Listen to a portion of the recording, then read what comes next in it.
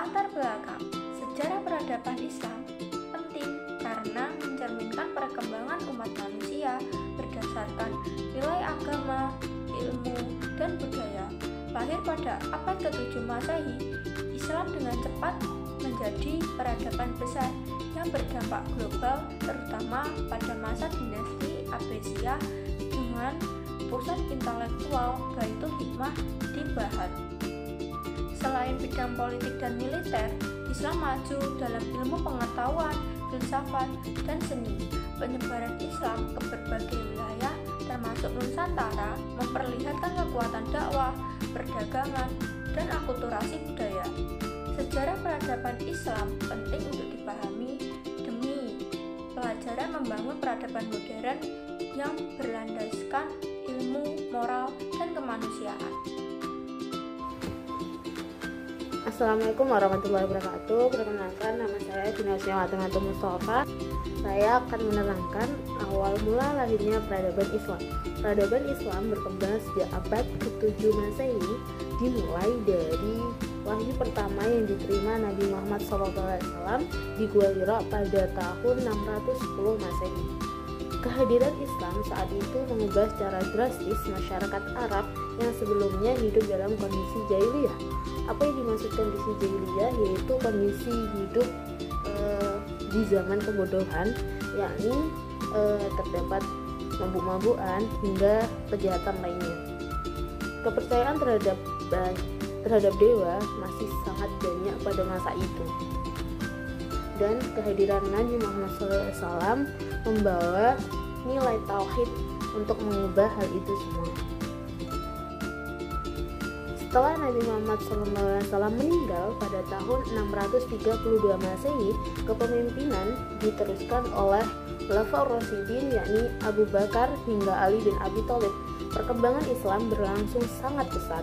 Wilayah kekuasaan meluas hingga mencakup Syam, Persia, Mesir, dan beberapa bagian dari Afrika Timur.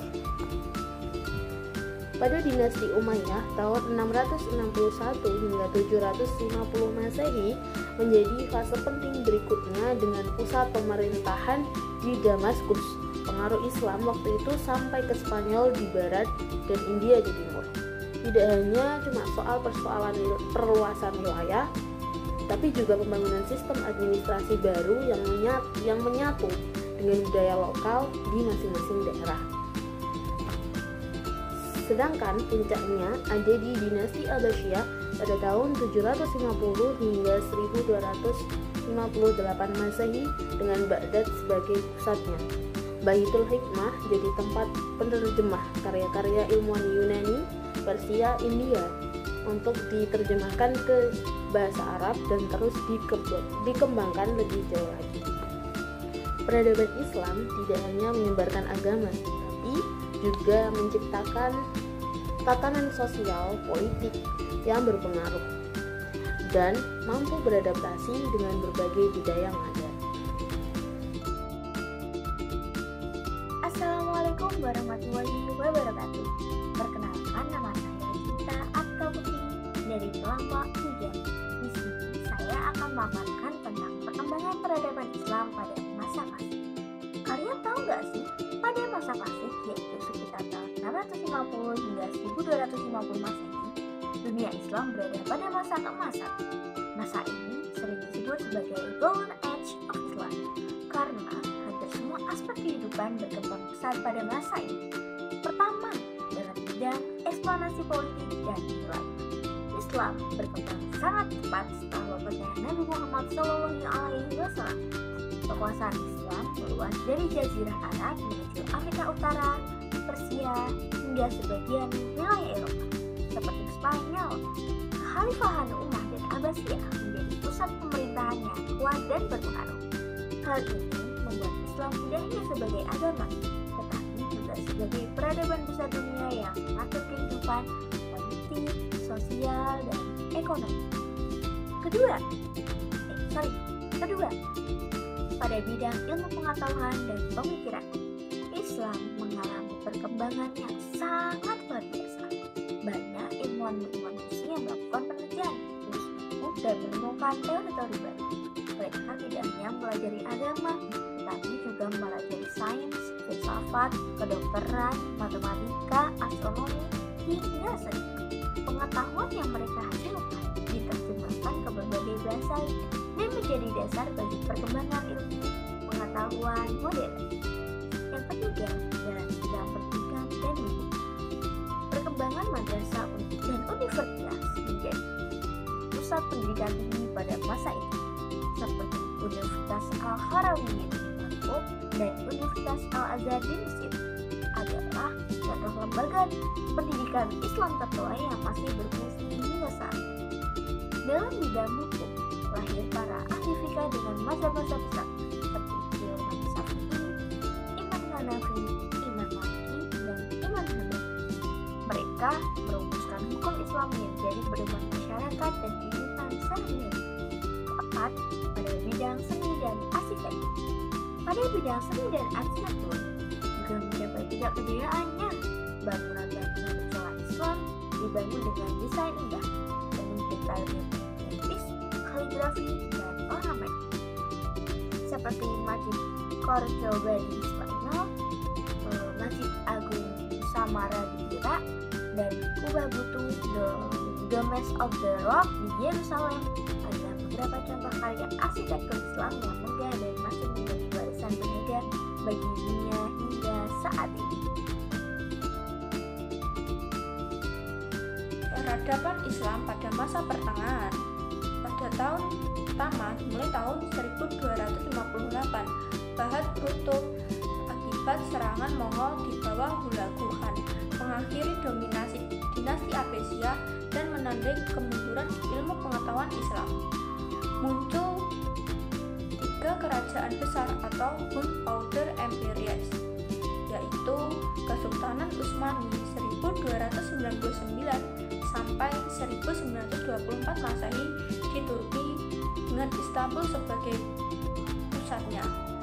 Kemudian dinasti Safawi 1501 sampai 1736 Masehi di Persia yang memperkuat Syiah dan seni arsitektur. Yang terakhir Kesultanan Mughal 1526 sampai 1857 Masehi di India, terkenal dengan Taj Mahal dan kebijakan toleransi agama. Yang ketiga, ilmu pengetahuan tetap berkembang terutama di bidang agama, di madrasah dan pesantren. Sementara seni dan arsitektur mencapai puncak seperti Hagia Sophia dan Taj Mahal. Yang terakhir, dari masa peradaban Islam pada masa pertengahan, yaitu terjadi kemunduran internal akibat korupsi, perebutan kekuasaan, dan lemahnya inovasi yang membuat dunia Islam rentan terhadap kolonialisme Eropa pada abad ke-18. Selanjutnya, perkembangan peradaban Islam pada masa modern tahun 1800 Masehi hingga sekarang. Pada masa modern, Islam mengalami beberapa peristiwa, di antaranya 1. Tantangan kolonialisme, 2. Gerakan pembaruan atau tajdid, 3. Dinamika pendidikan dan pemikiran, yang keempat adalah Islam kompetitor. 1. Yakni tantangan kolonialisme. Arti kolonialisme sendiri adalah sistem atau praktik di mana suatu negara menguasai, mengendalikan, atau menjajah wilayah negara lain untuk memperoleh keuntungan baik dalam bentuk sumber daya alam, tenaga kerja, maupun kekuasaan politik. Proses ini sering melibatkan penindasan terhadap penduduk asli, pemaksaan budaya, serta eksploitasi sumber daya alam dan manusia untuk kepentingan negara penjajah. Pada masa modern, tantangan kolonialisme paling tinggi adalah dari Eropa, dan itu mendominasi di dunia Islam, termasuk di Nusantara.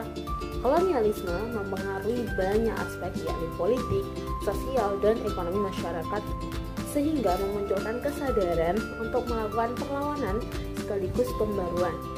Ini masuk dalam poin kedua, yakni gerakan pembaruan atau tajdid. Gerakan pembaruan dikarenakan tantangan kolonialisme Sebagai respon lahirlah tokoh-tokoh pembaru, yakni Jamaluddin Al-Afghani, Muhammad Abduh, dan Rashid Ridho.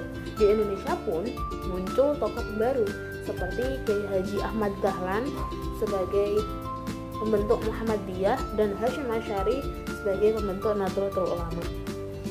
Poin yang ketiga ialah dinamika pendidikan dan pemikiran.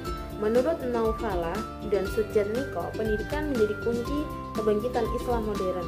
Lahir madrasah modern, sekolah Islam hingga perguruan tinggi yang menggabungkan ilmu agama dan ilmu sains.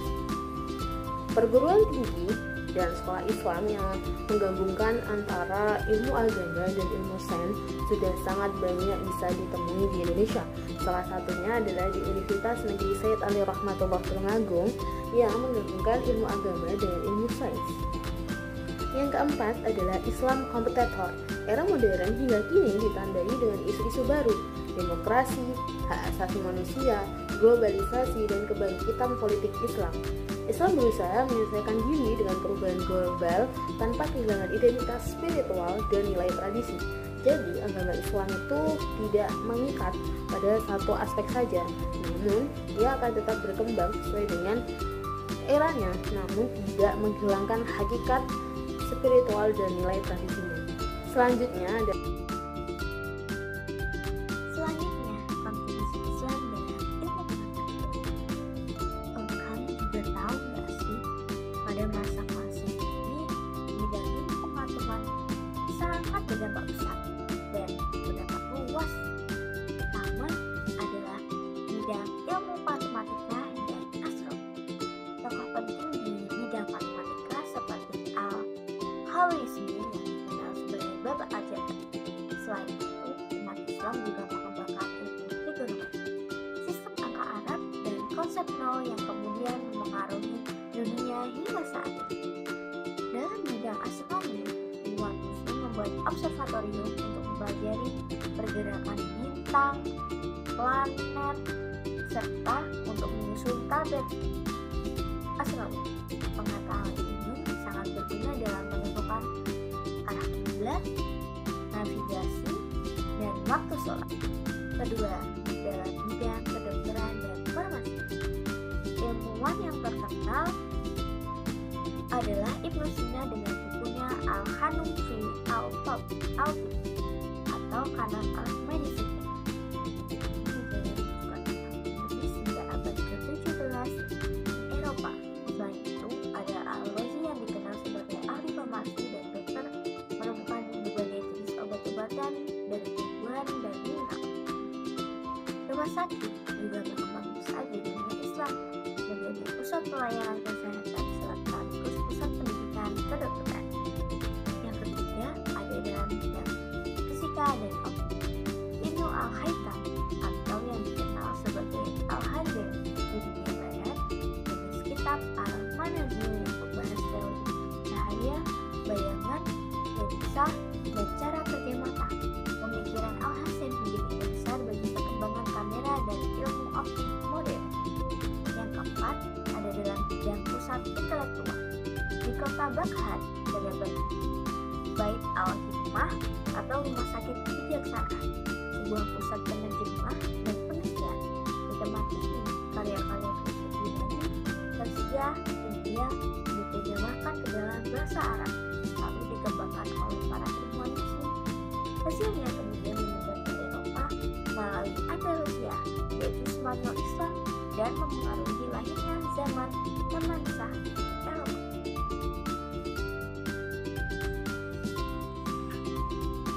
Kemudian kontribusi Islam dalam bidang ilmu sosial dan humaniora. Pertama, sosiologi dan sejarah. Ibnu Khaldun memulai karya Muqaddimah dianggap sebagai bapak sosiologi yang menjelaskan dinamika masyarakat serta peran ekonomi dan lingkungan dalam peradaban. Yang kedua, etika dan filsafat sosial. Al-Farabi mengembangkan teori Al-Madinah Al-Fadilah, sebuah konsep masyarakat ideal berdasarkan nilai etika dan spiritual. Yang ketiga, historiografi Islam. sejarah Muslim seperti Ibnu Miskawayh menulis sejarah universal dengan pendekatan ilmiah. Adalah kontribusi Islam dalam bidang politik dan pemerintah. Kontribusi Islam dalam bidang politik dan pemerintah mencakup 3 aspek, yaitu 1. Sistem pemerintahan, 2. Hukum dan syariah, yang ketiga adalah pengaruh di Indonesia. Yang pertama adalah sistem pemerintahan. Islam menekankan atau di Islam sistem pemerintahannya itu didasarkan pada prinsip-prinsip keadilan, musyawarah, dan kepatuhan terhadap syariat. Nah, apa sih contohnya? Yaitu Piagam Madinah yang dirancang oleh Nabi Muhammad SAW menjadi contoh awal dari pemerintah berbasis hukum yang mengakomodasi keberagaman masyarakat.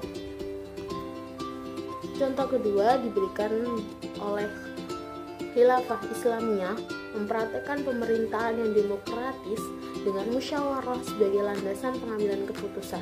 Prinsip ini terus berkembang melalui pemikiran para ulama seperti Al-Mawardi dalam kitab Al-Ahkam Al-Sultaniyah yang menekankan pentingnya menjaga agama sekaligus mengatur urusan duniawi. Hal ini menjadi dasar perpolitikan di berbagai dinasti Islam. Jadi, sistem pemerintahan yang dulu dilaksanakan oleh Nabi Muhammad SAW kini menjadi dasar politik di dinasti Islam lainnya. Poin yang kedua ialah hukum dan syariah. Hukum dan syariah memberikan kontribusi besar dalam membentuk sistem peradilan modern, mengatur hidup masyarakat mulai dari ekonomi hingga hubungan sosial. Konsep keadilan dalam syariat Islam telah mempengaruhi hukum-hukum di berbagai negara hingga saat ini. Jadi, hukum dan syariat pun memiliki landasan tersendiri untuk mengatur hukum-hukum yang ada pada negara-negara tertentu. Yang ketiga ialah pengaruh di Indonesia. Organisasi Islam seperti Muhammadiyah, Nahdlatul Ulama, LDII juga menjadi penerus tradisi politik dan hukum Islam, berkontribusi pada pembangunan sosial, pendidikan, dan hukum nasional. Nah, sekarang pembahasan tentang kontribusi Islam dalam bidang budaya dan seni. Selain untuk pengetahuan, Islam juga memberikan sumbangan besar banget dalam bidang budaya dan seni, seperti yang pertama dengan arsitektur. Karya-karya arsitektur Islam terkenal karena keindahannya, keunikannya, dan maknanya yang mendalam, seperti masjid, istana, dan madrasah yang dibangun dengan ciri khas kubah besar, menara bergelang, serta hiasan kaligrafinya yang sangat menarik. Contohnya adalah Masjid Sargoda dengan desain interior yang megah, serta Istana Al-Hadra di Granada yang terkenal akan keindahan seni ukir dan seni kaligrafi. Kedua, dalam bidang seni dan sastra, perkembangan seni Islam sangat terlihat pada seni kaligrafi, seni hias dramatis, serta seni musik. Dalam sastra, muncul tokoh-tokoh seperti Jalaluddin Rumi dengan karya puisinya yang mendalam, serta cerita-cerita 1001 Malam yang hingga kini dikenal di seluruh dunia. Yang ketiga, dalam pengaruh global, peradaban Islam memberi dampak besar bagi dunia internasional, baik dari pengetahuan, teknologi, seni, dan budaya yang diserap oleh bangsa Eropa melalui jalur perdagangan maupun wilayah Andalusia. Misalnya, angka Arab dan sistem aljabar yang digunakan di seluruh dunia saat ini adalah hasil dari warisan ilmuwan Muslim. Dengan demikian, kontribusi Islam tidak hanya dirasakan oleh umat Islam, tapi juga di seluruh umat manusia di dunia.